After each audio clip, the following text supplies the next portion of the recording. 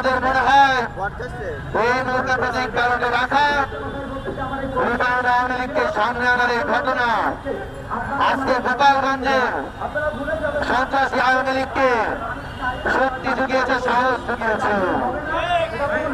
তাই আমরা বলবো সতর্ক হোক, নইলে ছাত্র জনতা আপনাদের ছেড়ে কথা বলবে না।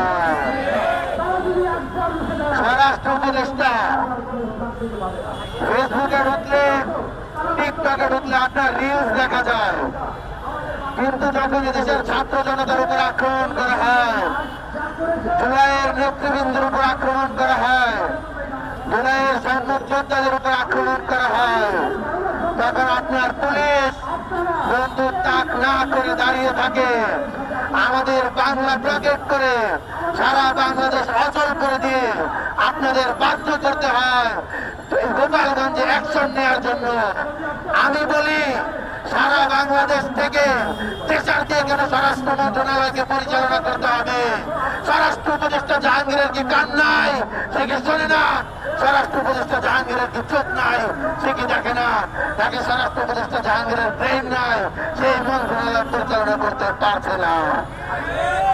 তার ম্যান্ডেট জুলাই আমাদের এখানে আহতরা দাঁড়িয়ে আছেন, তারা জুলাইতে অঙ্গহানি হয়েছে। তারা এইখানের ভিতরে বসে কিছুক্ষণ আগে বক্তব্য দিচ্ছিল স্বরাষ্ট্র উপদেষ্টার নাকি তার নাকি ন্যূনতম সাহস নেই স্বৈরাচারী আওয়ামী লীগকে প্রতিরোধ করার জন্য। এই কথাটা লজ্জার।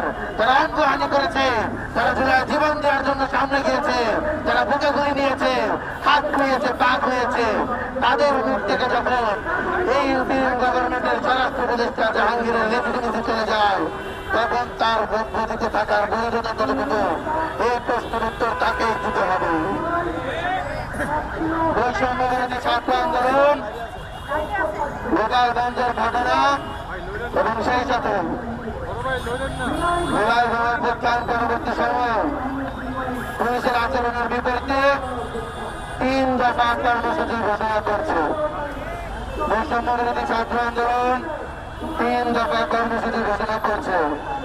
প্রথম দফা, অবিলম্বে জুলাই ঘোষণাপত্র জারি করতে হবে। প্রথম দফা, অবিলম্বে জুলাই ঘোষণাপত্র জারি করতে হবে।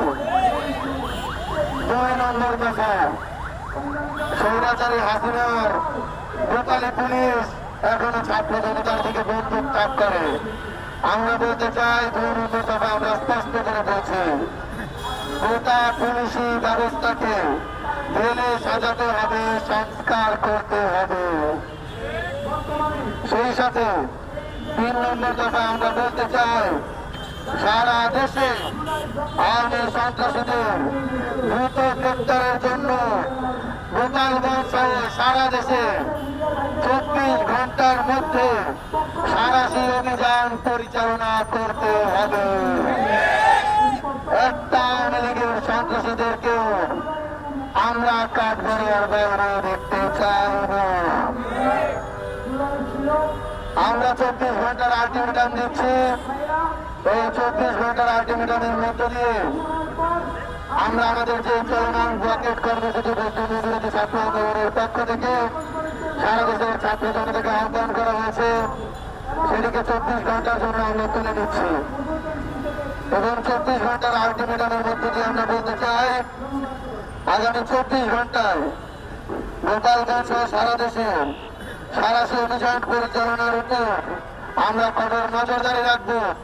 যদি যৌথ বাহিনী ব্যর্থ হয়, তাহলে জুলাইয়ের ছাত্র জনতা 1 বছর পর আবারও জুলাইয়ের মাঠে নেমে গত জুলাই যেভাবে স্বৈরাচারী পুলিশ, স্বৈরাচারী শেখ হাসিনার নির্দেশে যে মিলিটারি পুলিশের পরিচালিত হয়েছে, স্বৈরাচারী শেখ হাসিনার নির্দেশে যে আওয়ামী লীগ, যুবলীগ, ছাত্রলীগ, স্বেচ্ছাসেবক লীগ পরিচালিত হয়েছে, তাদের বিরুদ্ধে কঠোর থেকে কঠোর কর্মসূচি ঘোষণা